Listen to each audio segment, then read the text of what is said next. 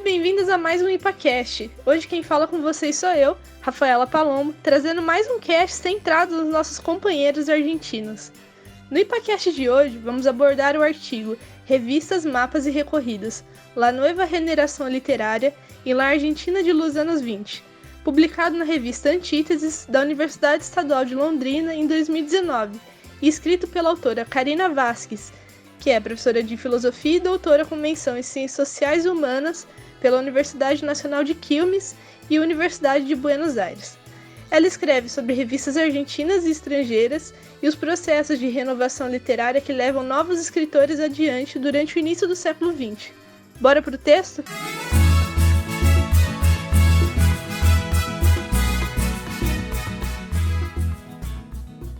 Os anos 20 é marcado pela nova geração de intelectuais que procura enfrentar os padrões estéticos e ideológicos das gerações anteriores. No caso da Argentina, esses jovens que marcam a geração dos anos 20 conseguiram muitas vezes transformar seu trabalho em revistas e empreendimentos que funcionaram como espaço para a elaboração de projetos intelectuais.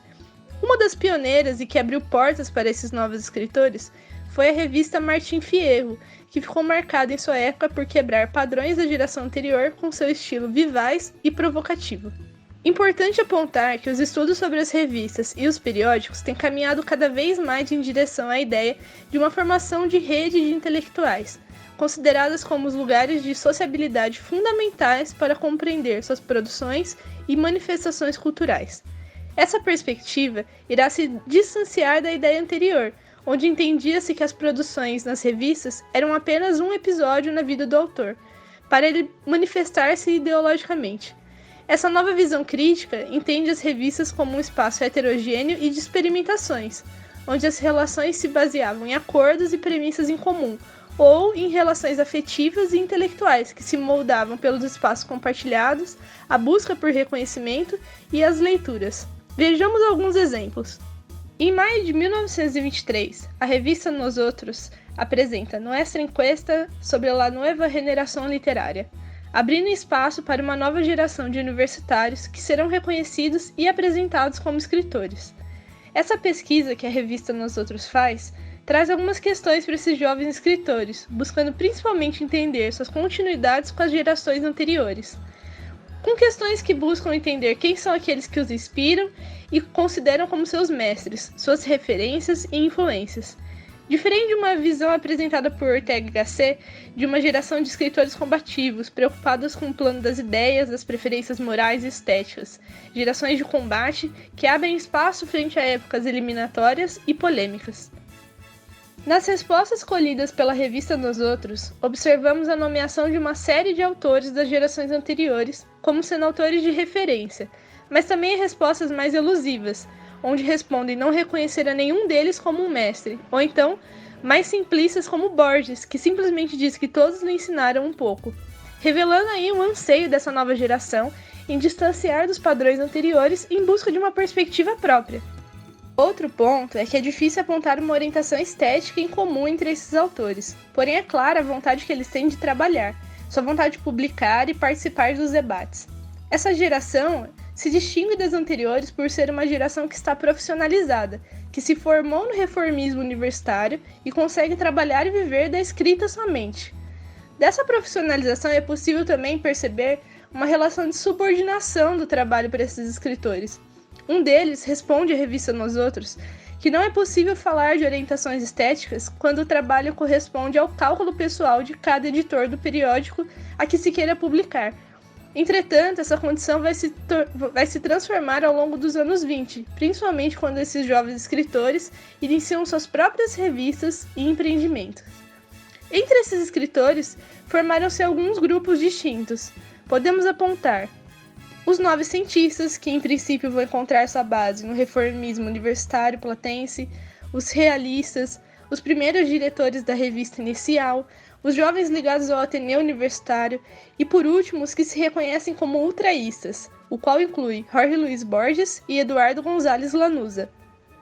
Entre esses grupos, certamente os ultraístas ocupam um espaço de maior popularidade, seja pelo reconhecimento entre seus pares, sua presença em publicações ou suas relações com os escritores ultraístas na Europa, mas principalmente pela força que conquistaram a partir dos empreendimentos próprios, como o caso da revista Proa, fundada por esses escritores ultraístas e que se propôs não como uma revista literária, mas como uma revista de renovação literária.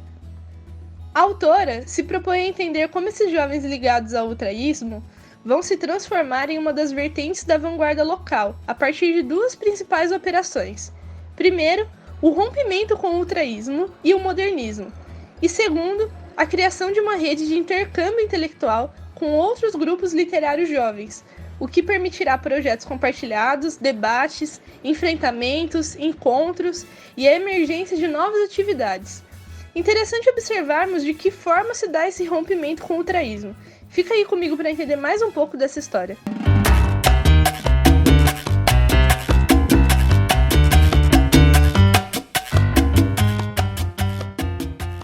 Já no fim da década de 20, a revista Proa, um empreendimento fundado por esses jovens ligados ao ultraísmo, marca sua despedida do movimento com um texto de Borges, onde este reconhece as contribuições e limitações do movimento. O mesmo ocorre em Martim Fierro e outras revistas de prestígio. O distanciamento do ultraísmo é reflexo das tensões entre os letrados latino-americanos e espanhóis. As revistas já não querem promover uma ideia de estética hispano-americana.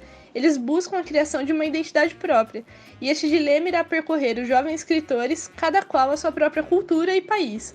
Mas é importante salientar que esse distanciamento do movimento literário latino do espanhol é feito de forma cuidadosa, pois o circuito espanhol era um dos principais consumidores da produção dos jovens argentinos.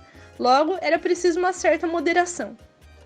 De toda forma, o que queriam era promover o despertar dos intelectuais na América Latina, mas sabiam da necessidade de manter relações com a Europa para disseminar esses escritores de forma continental e mundial, o que se solidifica com os empreendimentos próprios desses escritores, onde irão propor uma renovação literária e americana, principalmente no caso argentino, onde esses tratam de si mesmos como os americanos do Sul, para reforçar a ideia de América como algo independente culturalmente da Europa.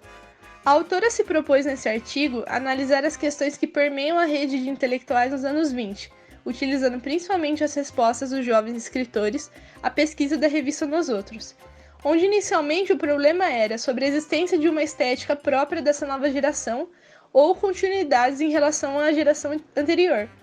Em poucos anos, vemos esses ultraístas enfraquecendo sua relação com o movimento e tomando formas próprias a partir de seus empreendimentos e revistas, com novas propostas para o campo literário latino-americano, marcando aí um momento de emergência dos novos projetos culturais e centros de relacionamento entre intelectuais da nova geração, o que abre espaço para novos autores e novos movimentos, como o caso de Martim Fierro, que mais do que contribuir para a ruptura nos padrões estéticos literários, ampliou o espectro de jovens intelectuais e escritores, deixando um legado que será seguido pelas revistas e empreendimentos que seguirão nos anos seguintes.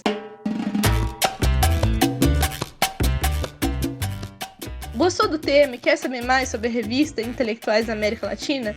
Continue acompanhando nosso IPAcast e não deixe de dar uma olhada nos casts antigos, onde falamos sobre política e intelectuais da América Latina e Estados Unidos.